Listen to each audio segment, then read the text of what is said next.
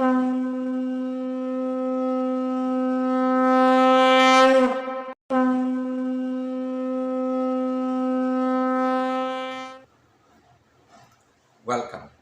to the journey of enlightenment. I am your host, Dr. Roger Gopal. We have been studying various aspects of the Ramayana and its application to a practical world. Over the last few weeks, I have had many questions dealing with various issues of the Ramayana and Vedanta generally. Last session, we looked at 4 questions basically relating to Hinduism or Sanatana Dharma. Today, I would like to continue answering some of those questions before we proceed in our exposition of the Ramayana. These questions are very fundamental. It forms the basis for understanding the life of Sri Ram. The first question that I will attempt to answer today is, how is Sri Ram a warrior but yet considered to be the ideal yogi? Settled in his mind, focused, a person of equipoise. Is that not contradictory to his actions as a prince and a warrior? And the answer is no. It is not contradictory. It is actually the perfect example of what in Vedanta, in the study of Upanishads, that is, what we know as the actionless action. Now, the term actionless action might of itself seem to be contradictory.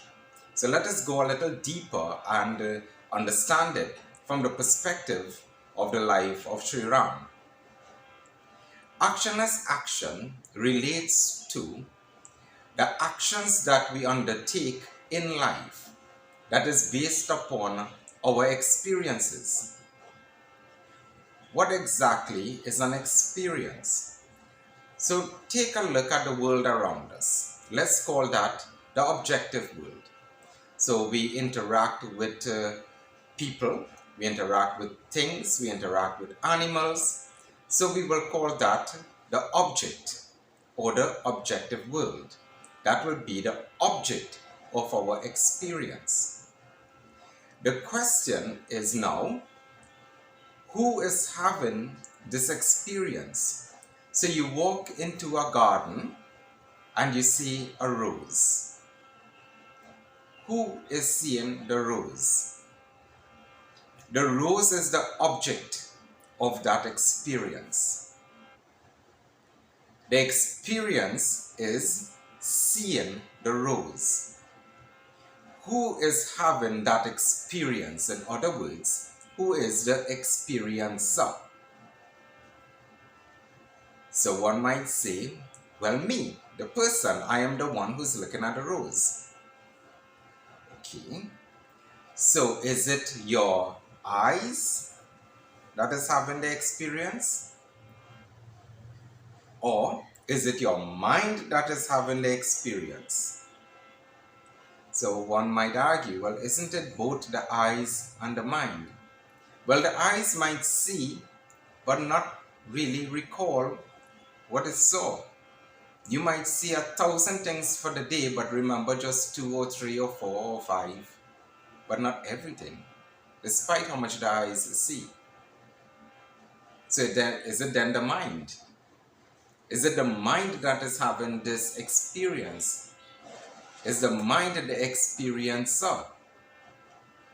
Well, let's ask, whose mind is having this experience? And of course, you would say, my mind.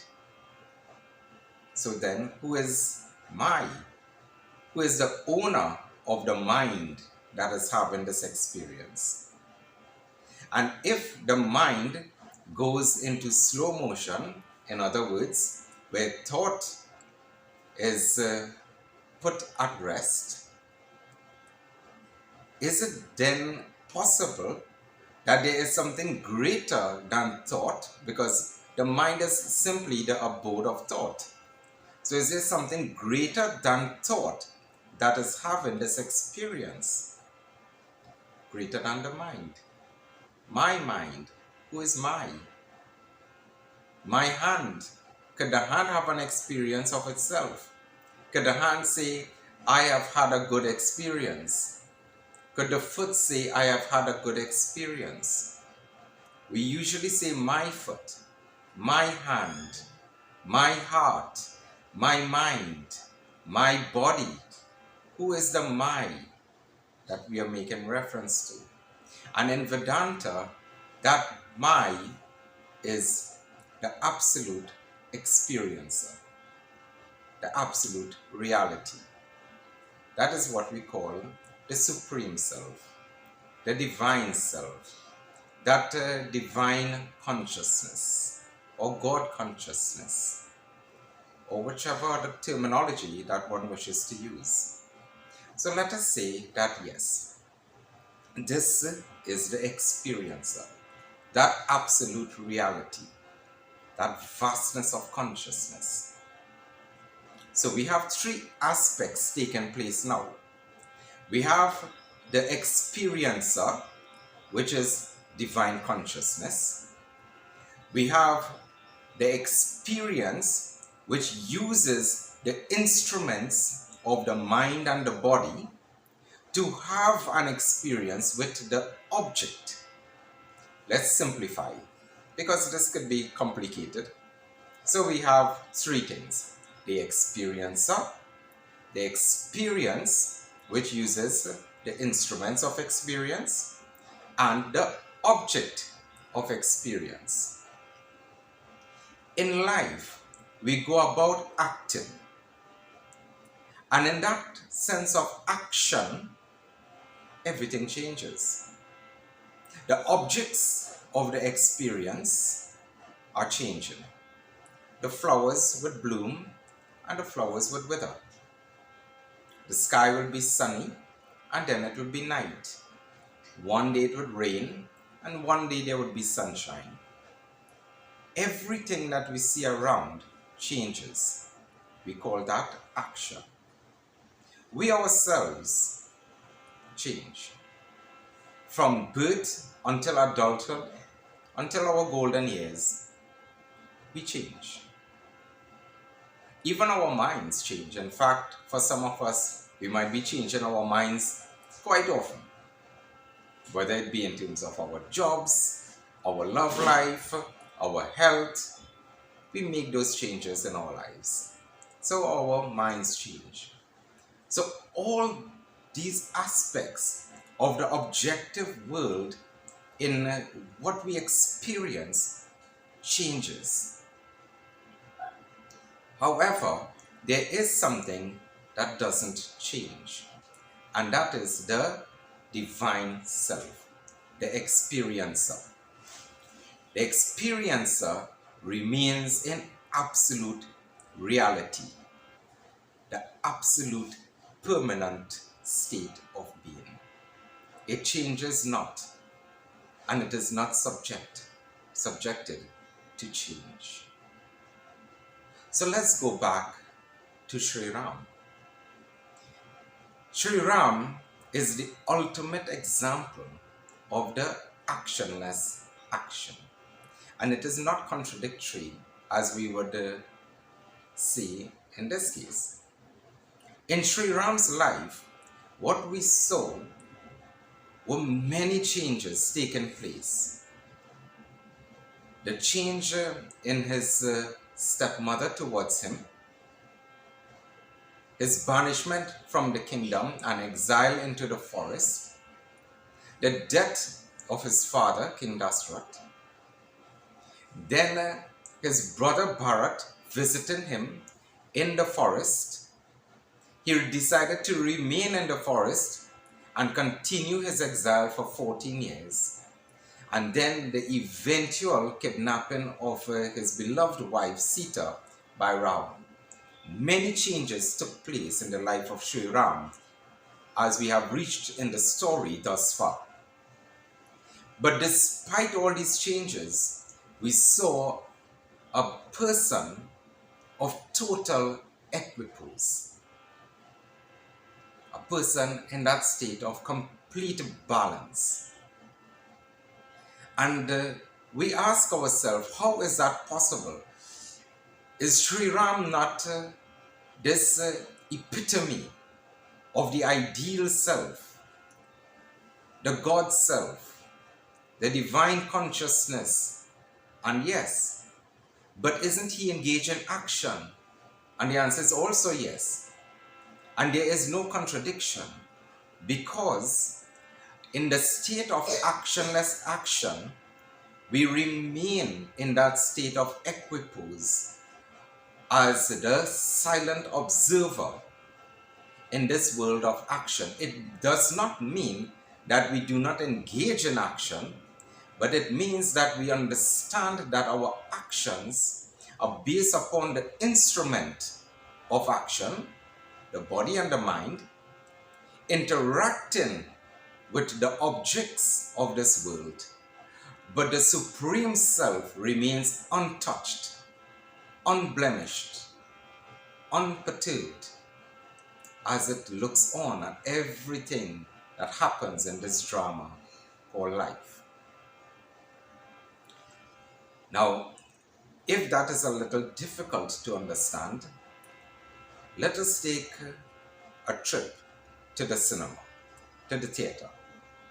And most of us, I'm guessing, would love a good movie every now and again. When you walk into the cinema, you see a screen, a white screen, huge, big white screen. And then the movie starts. Let us assume it is an action movie. So you might see water or fire or a car that may crash, or a person might shoot a cannon or a gun, or you might see a fight scene, and all these things might be happening on the screen. And while the movie is going on, you in the audience might be feeling what the actors feel. You might be emotional, you might cry, you might laugh, or whatever the case might be. And then, after all this fire and all this water, the movie ends. And the screen goes back white. Now, despite what was projected onto the screen remained untouched, unblemished. Despite all the fiery scenes and the burning buildings, the screen remained untouched. Despite the floods that might have taken place, or the earthquakes as in the movie San Andreas, the screen remained untouched. What we have seen in the theater, in the cinema, was simply projections of actions on the permanent state of the screen. The screen was not affected by everything that was happening with it or on it. The concept of the actionless action is simply that. The screen, the white screen, represents that divine consciousness that is within all of us, that doesn't change, that will never change. It is not subjected to just one life. It is not subjected to any life, because it is existence itself. It is not subjected to the joys and the sorrows, the pain or the pleasure, the honor or dishonor in this life or in our daily experiences. Why? Because it is bliss itself. It doesn't depend on a beginning nor an end, because it is consciousness itself. It doesn't need to learn or unlearn, because it is the fullness of awareness. That is our real nature. Upon understanding this real nature, understanding that this is the state of Sri Ram, his real nature was existence, consciousness, bliss. And he remained in that state. Nothing in this world was able to take him out of that divine consciousness, that absolute consciousness. He was perpetually in that state of being. So what did we see in Sri Ram? We saw action that emanated from that divine consciousness. So while he engaged in this world, he was not affected by this world, but he operated in the world in the spirit, in the thought, in the passion, and in the motivation of righteousness. So he acted based upon what he was supposed to do, his dharma, his duty. But within himself, he remained that absolute reality, that unchanging reality, the permanent sense of divine consciousness. So that is what we mean by the concept of the actionless action. And we ourselves, there is so much that we can learn, because we go about life many a times believing that our situation, our interactions affect us in so many different ways. And it does. It does to an extent in terms of our instruments of action, our mind, our emotions, our bodies. They are affected. And it does not mean that we should not pay attention to what is going on around us. We must and we should, and do our duty as best as we can. But in the process of executing that duty, in the fullness of our own motivation and passions in life, do remember that we are much more than the body and the mind. We are much more than the objects of our experiences. We are the ultimate experiencer. We are that silent observer in this world. Upon understanding that we are that silent observer, we are better placed to deal with the issues that life may throw at us. We are in a better place to handle the challenges that may come our way, because we understand ourselves to be much more, to be greater than whatever happens in this world of objects. The ultimate yogi, the ideal individual, the ideal being, as Sri Ram was, is not just simply the experiencer having an experience with the objects of this world, but the ability for the experiencer to experience itself. What does that mean? It means that as we go about life, as we interact with the world, it is insufficient. It is insufficient for fulfillment. The world of objects and interactions will bring joy and sorrow, but only on a temporary basis. Our real bliss, our real peace comes from having that experience within ourselves, having that experience with our divine consciousness. The experiencer experiencing itself. As we go within ourselves, we understand ourselves, and we quiet our minds, and we allow ourselves to just be, remain in that state of being. It is at that point in time where we develop the actionless action.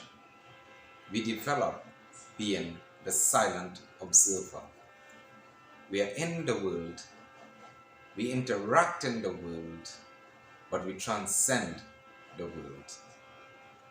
We are able to lift ourselves above all the waves in this ocean and look upon it as the observer, not being affected by what is happening around us. My friends, these are critical questions that are sent as we go through our Ramayan studies. I welcome these questions because, as I said at the beginning, it sets the foundation for us to better understand what we are studying and the purpose behind it. So I sincerely thank the viewer who wrote me this letter, sent this question, and it is my pleasure to answer any questions you have as we proceed in our studies of the Ramayana. Thank you once again for joining me on this session of Journey of Enlightenment.